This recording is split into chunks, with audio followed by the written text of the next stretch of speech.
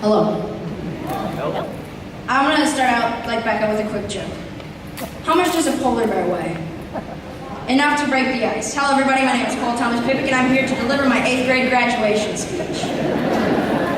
Now, before I begin, I'd like to give some shout outs to some people that helped me through these past years.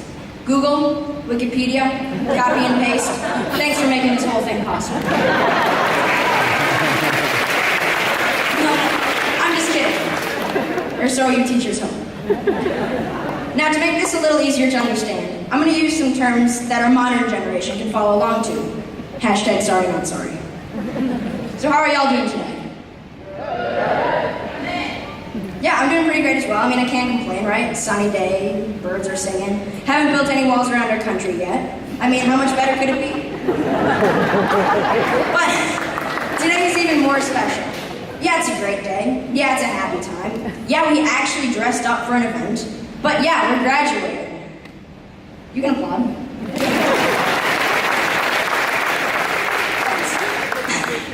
I mean, congratulations. You've officially made it through the easiest part of your life.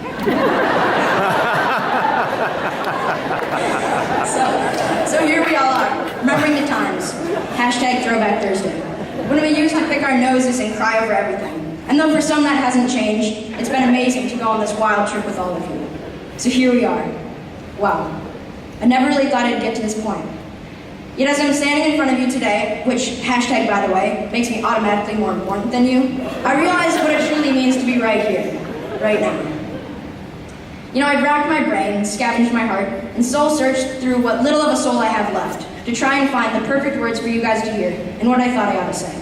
Something about what we went through in the 81 months that we've spent together leading us up to this point. So many ideas. And the process of forming them into words that you'll love and want to hear over and over again was something that I was kind of scared to face at first. But then I realized what I wanted to talk about, what meant the most to me. Happiness. Happiness is one of the most beautiful things I've yet to see in my life, after me, of course. It cannot be traveled to, owned, earned, won, worn, or consumed. Happiness comes through love. Love from one another, to family, friends, boyfriends, girlfriends, hashtag nudge, nudge, wink, wink, and all those around us. There's something to be said about the simplest act in life that put the biggest smiles on faces, like giving someone a snack pack of Nutella. Someone once asked me when I truly realized what happiness was, and this story came to my mind. 5th grade, on that cold winter day, walking through downtown and seeing a poor older lady sitting on the corner. I'd had a few quarters left in my pocket from lunch, and I decided to step out of my little path to put them in her cup. She looked up at me, her eyes red, her face wrinkled and cold, and she smiled.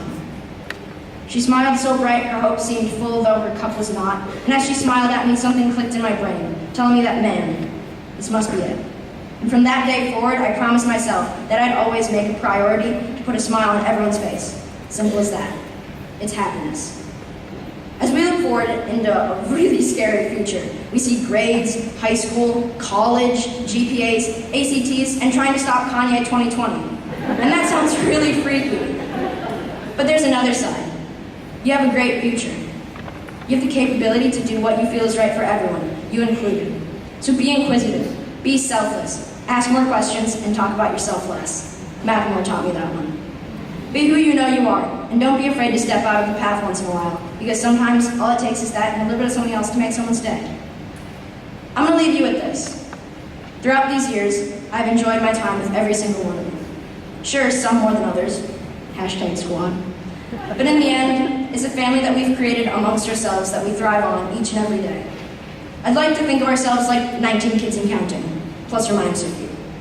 We're all a little interesting, but at the end of the day, I think we really do come together with love and happiness. Within this family, happiness is shared beyond my wildest dreams. So here we are. We've come together one last time, one last stand, and one last hurrah. But even though we're leaving the school that's taught us so much, more or less, it doesn't really feel like the end. I see a whole new start to whatever scary, wonderful future that lies ahead. So here's to our future. Here's to love. Here's to happiness. Here's to our teachers and parents that have helped us through all these years. Here's to eating ice cream while trying to make a good first impression with your teachers. Here's to hoping your card doesn't get picked in Mr. Lazula's. Here's to hoping that you study for that science test. He used to taking that unlikely 3 in social studies and, well, not always making it. He used to memorizing that skit overnight and praying that you remember the difference between Sayre and a star. He used to dancing and ripping your pants off. He used to walking through the halls while listening to the obnoxious screaming of 374 little kids, and they're all obnoxious. He used to doing track and field for a plastic ribbon that could probably be bought at Walmart. He used to printing 3D sports in STEM. He used to doing your homework and advisory. He used to sneaking some food in that hour before lunch. He used to having a love-hate relationship with your teachers. He used to being forced through 20 books and over 50 pages of journaling. Love you, Miss Henson. Here's to bad times. Here's to good. Here's to friends. But most importantly, here's to our family. I'm going to leave you with this little quote I decided was good enough for all of you to hear. I ain't here for a long time, but I'm here for a girlfriend. Good time, sorry. So, ladies, gentlemen, Julian,